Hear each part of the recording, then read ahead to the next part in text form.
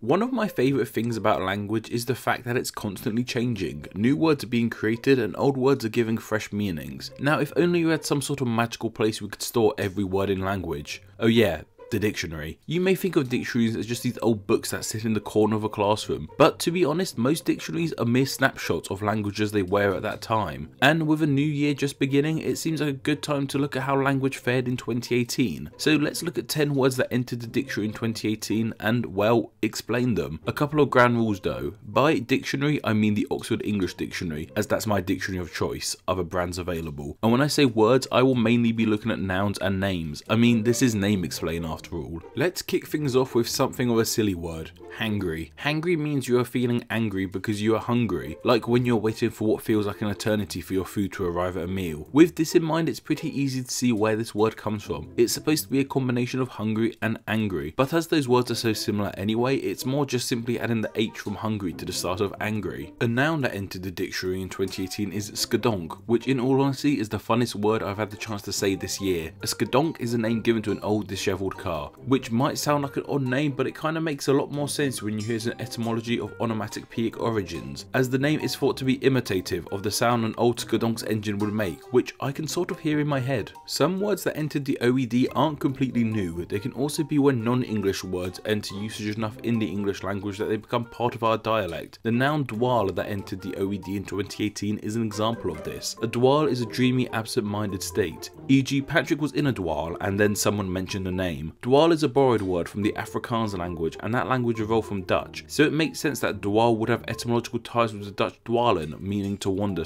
/ go astray. While definitely not a new word, an old word was given a new definition in 2018, that being snowflake. Of course, snowflake simply comes from a compounding of the word snow and flake together, and originally a snowflake meant just that, a single flake of snow. While it does in fact still mean that, snowflake in more recent years has taken on multiple meanings. The first alternate meaning for snowflake was for people who were thought to be more unique. This comes from the idea that no two snowflakes are alike, and that is pretty much true. In 2018, another edition of snowflake was added. In 2018, calling someone a snowflake means you're making fun of the fact that you feel they're overly sensitive and easy to offend. I feel that perhaps one of the most important factors in creating new language in these modern times is of course internet culture, and when I say internet culture, I'm just using a fancier word for memes, as this next name I first heard in use in meme culture, with that word being normie. Yes, in 2018, normie was added to the Oxford English Dictionary. What a time to be alive. A normie is pretty much exactly what it sounds like, a normal, conventional person. Usually in meme circles, a normie is someone not as clued in on memes. Of course, normie comes from the adjective normal, with the AL replaced with IE. Hippotherapy was added to the OED in 2018 too, and if you're anything like me, then you may be thinking, how on earth can hippos provide therapy? While we think of these big animals when we hear hippo, in Latin hippo actually means horse, so hippotherapy more or less means horse therapy, as in using horse riding for therapeutic reasons. It doesn't involve a horse analysing your dreams. An interesting word I came across is boda, which is the name for a bike, whether it be pedal or motorised, used to transport people seemingly across borders. This is from the Swahili language. It apparently comes from a specific urban variety of Swahili called Sheng, which is a Swahili vocabulary that is influenced by other languages. In this case, it seems to be English, as in English, boda means border, as boda bikes are used for transporting people and things over the border. I mean, if you say border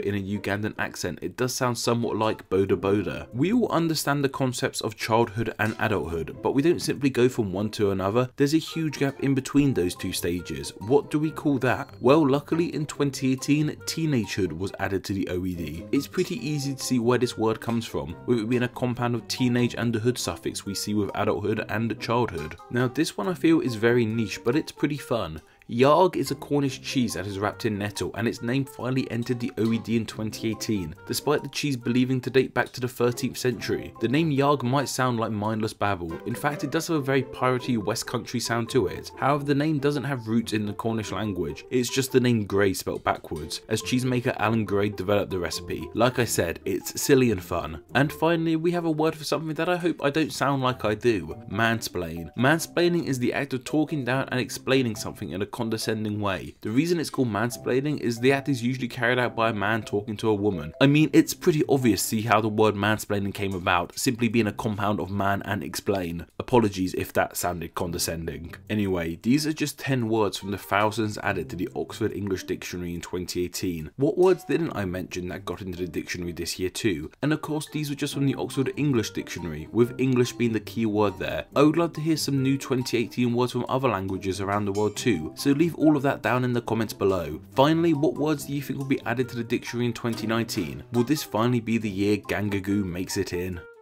Name Explain depends on awesome people like yourself donating small amounts on a monthly basis. Donating the small amount of $2 a month not only helps out in a huge way, but gets your name here with all these awesome people and extra Name Explain rewards every week. Thank you.